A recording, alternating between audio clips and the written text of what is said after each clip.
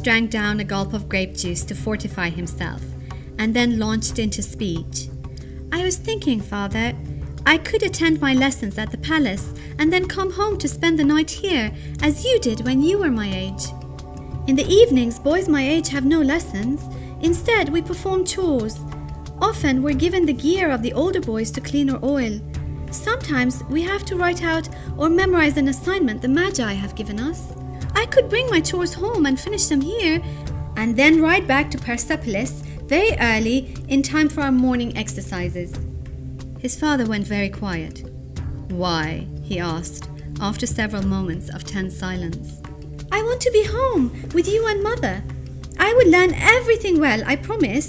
I will excel at my training. I just want to be home." "No," his father said, his tone implacable. He offered no explanation. Darius was astounded. "But—" "No buts. No, that is final." Darius turned to his mother, sure that she would speak up for him. Instead, she turned her face away, staring at the wall.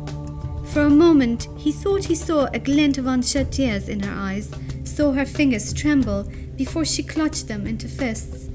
But he must have been wrong, for she said nothing, not a single plea on his behalf, not one word to show she understood his need to come home. Darius tried one last time. He swallowed the bitter taste of pride, something he had been taught to guard since he could remember. He said, his voice small and trembling with a childlikeness he hated, "I miss home. I miss you." "That's enough, son. I said no. I meant it. You shall train as other boys your age and station. You shall fulfill your duty to your family and empire. You shall never try to shirk that duty again." Darius rose from his seat, turning pale. Without a word, he ran out of his mother's apartment and wound his way back to his own chamber. He climbed into bed fully clothed, hardly noticing the thick luxury of lying in abundant comfort after weeks of a lumpy palate. His father's words burned into his mind like a brand. He felt utterly ashamed. Had he really tried to shirk his duty by wanting to remain at home? "Why don't Father and Mother want me? There's no one for me anymore. If I can't rely on Father and Mother, is there anyone in this whole world on whom I can depend?" He spent half the night awake, his thoughts tortured.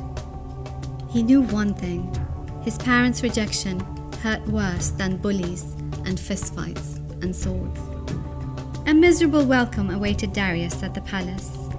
The first person he ran into turned out to be Cambyses. They were alone in a dark hallway.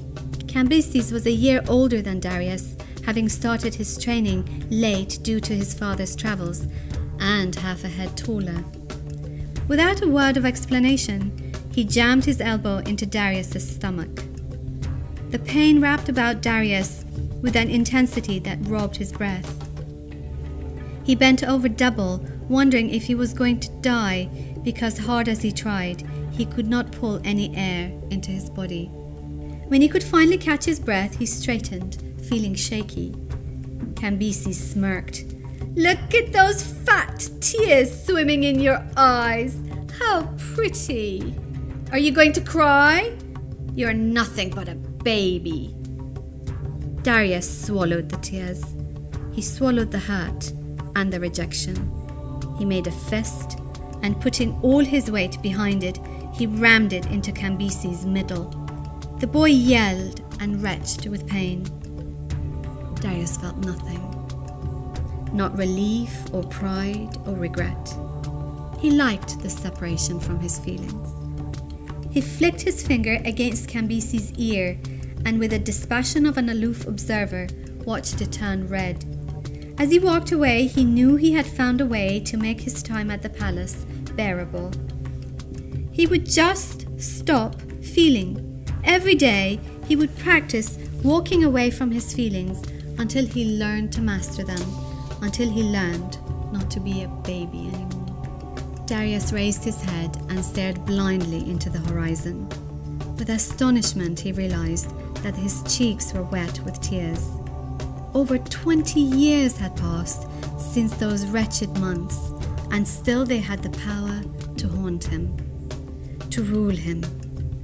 His life continued to be affected by those devastating separations. Even his marriage was damaged by them. Nehemiah was right. A hole as deep and soot-covered as the foundation of Jerusalem's wall ran through his heart, and he had no way of repairing it.